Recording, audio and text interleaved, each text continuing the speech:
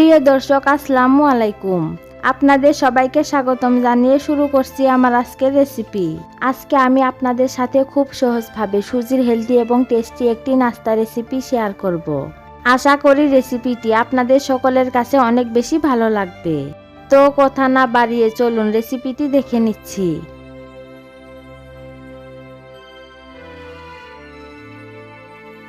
প্রথমে চুলায় একটি প্যান বসিয়ে দিয়ে দিচ্ছি 1 টেবিল চামচ সরিষার তেল। তেলগুলো হালকা গরম হলে দিয়ে দিচ্ছি হাফ টি স্পুন আস্ত জিরা। এখন জিরাগুলোকে কয়েক সেকেন্ডের মতো ভেজে নিতে হবে। এতে করে জিরাগুলো থেকে সুন্দর একটা ফ্লেভার আসবে। এখন এর মধ্যে দিয়ে দিচ্ছি মিডিয়াম সাইজের 2টি পেঁয়াজ কুচি, 3টি কাঁচামরিচ কুচি।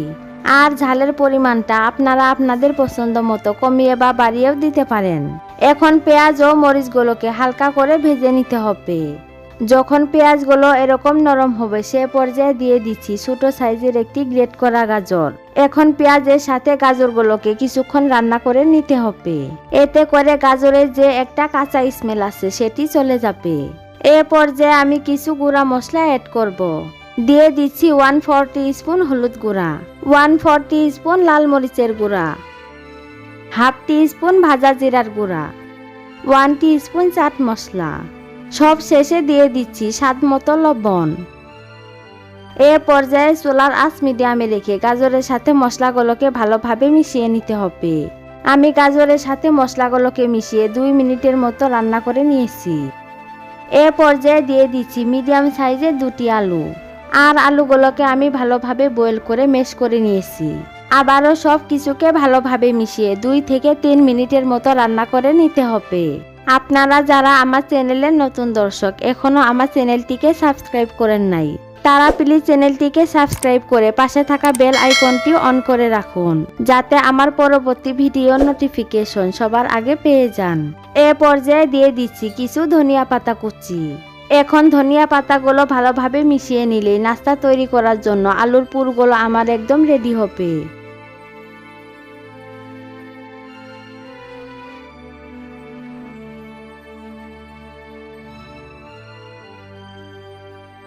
আমি ধনিয়া পাতাগুলোকে আলুর পুরের সাথে ভালোভাবে মিশিয়ে নিয়েছি। এখন এগুলোকে প্যান থেকে একটি বাটিতে নামিয়ে নিচ্ছি। এখন আলুর পুরগুলোকে ঠান্ডা হওয়ার জন্য সাইডে রেখে দেব। আর এদিকে চুলায় একটি প্যান বসিয়ে দিয়ে দিচ্ছি 2 কাপ পরিমাণ পানি। আমি এখানে হাফ টিস্পুন জোয়ান দিয়ে দিচ্ছি। এতে করে নাস্তাগুলোতে সুন্দর একটা ফ্লেভার আসবে। আর দিয়ে দিচ্ছি স্বাদ মতো লবণ। এখন লবণ পানির সাথে ভালোভাবে মিশিয়ে নিতে হবে। এবার পানিগুলো বলক আসা পর্যন্ত অপেক্ষা করতে হবে। দেখতেই পাচ্ছেন পানিতে বলক চলে এসেছে। এখন এর মধ্যে দিয়ে দিচ্ছি 1 কাপ পরিমাণ সুজি। 2 কাপ পানির জন্য 1 কাপ সুজি দিতে হবে। সুজিগুলো দেওয়ার সময় চুলার আঁচ একদম লোতে রেখে সুজিগুলো দিতে হবে আর অনবরত নাড়তে হবে। এ পর্যায়ে সুজিগুলো নাড়ানো একদম বন্ধ করা যাবে না। আর সুজিগুলো নাড়তে নাড়তে এগুলো এক পর্যায়ে ডোতে পরিণত হবে।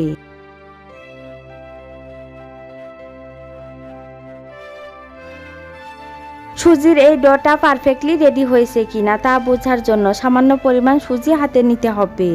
আর সুজির এই ডোটা যদি হাতে লেগে না যায় এবং গোলাকার শেপ দেওয়া যায় তাহলে বুঝতে হবে সুজির এই ডোটা একদম পারফেক্টলি রেডি হয়েছে। এবার সুজির এই ডোটাকে প্যান থেকে একটি প্লেটে নামিয়ে ঠান্ডা করে নিয়েছি।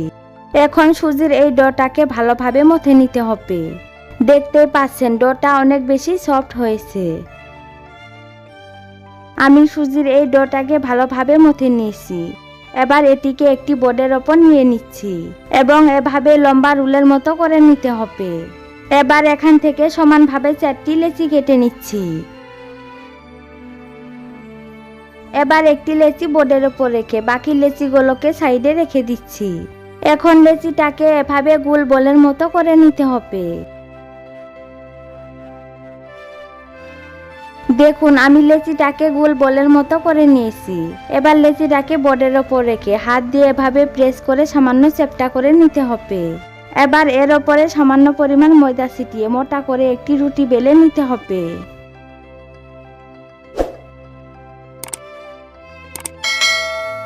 দেখতেই পাচ্ছেন আমি রুটিটাকে বেলে নিয়েছি।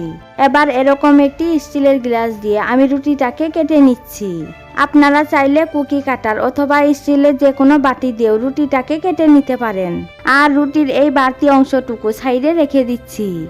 এবার আগে থেকে রেডি করা আলুর পুর পরিমাণ মতো নিয়ে প্রথমে 2 হাতে তালুর সাহায্যে গোল বলের মতো করে নিতে হবে এবং হাত দিয়ে প্রেস করে বলটাকে সামান্য চেপটা করে সাইডগুলো এভাবে সমান করে নিতে হবে। এবার আলুর এই শেপটিকে রুটির ওপরে বসিয়ে দিচ্ছি। এরপর সুজির আরেকটি রুটি এর ওপরে বসিয়ে দিচ্ছি এবং আলতো হাতে চেপে নাস্তাটিকে ভালোভাবে সেট করে নিতে হবে। এবার ছুরির উল্টো পাশ দিয়ে আমি নাস্তার ওপরে এভাবে দাগ কেটে নিচ্ছি। এতে নাস্তাটি অনেক বেশি সুন্দর দেখাবে। এবার নাস্তার সাইডগুলো এভাবে সমান করে নিতে হবে। এই তো আমি একটি নাস্তা রেডি করে নিলাম। এবার নাস্তাটিকে একটি প্লেটে রেখে দিচ্ছি।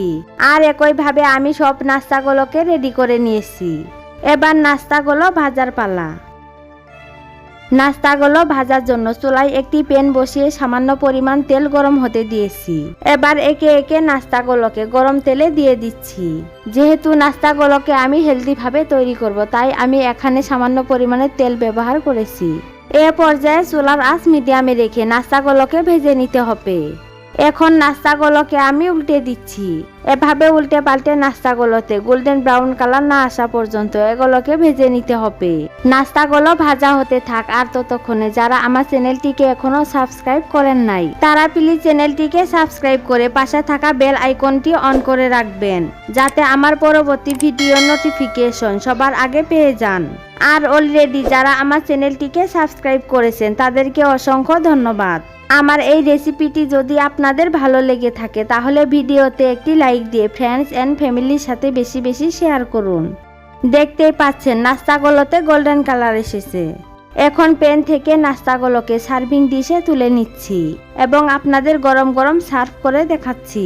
দেখতেই পাচ্ছেন নাস্তাগুলো দেখতে মাশাআল্লাহ কতটা লোভনীয় হয়েছে। নাস্তাগুলো দেখতে যেমন লোভনীয়, খেতেও কিন্তু অসম্ভব টেস্টি হয়েছে। আপনারা অনেক সহজেই ব্রেকফাস্টে এই রেসিপিটি তৈরি করে নিতে পারেন। আশা করছি রেসিপিটি আপনার পরিবারের ছোট থেকে বড় সবাই অনেক বেশি পছন্দ করবে আর অনেক মজা করে খেয়ে নেবে। একটি নাস্তা আমি আপনাদের ভেঙে দেখাচ্ছি। দেখতেই পাচ্ছেন নাস্তাটি কতটা পারফেক্ট হয়েছে। এরকম সহজ নতুন আর মজার মজার ভিডিওর আপডেট পেতে এখনই চ্যানেলটিকে সাবস্ক্রাইব করে পাশে থাকা বেল আইকনটি অন করে রাখবেন। পরবর্তী ভিডিও দেখার আমন্ত্রণ জানিয়ে আজকের মতো বিদায় নিচ্ছি। সবাই অনেক বেশি ভালো ও সুস্থ থাকবেন। আল্লাহ হাফেজ।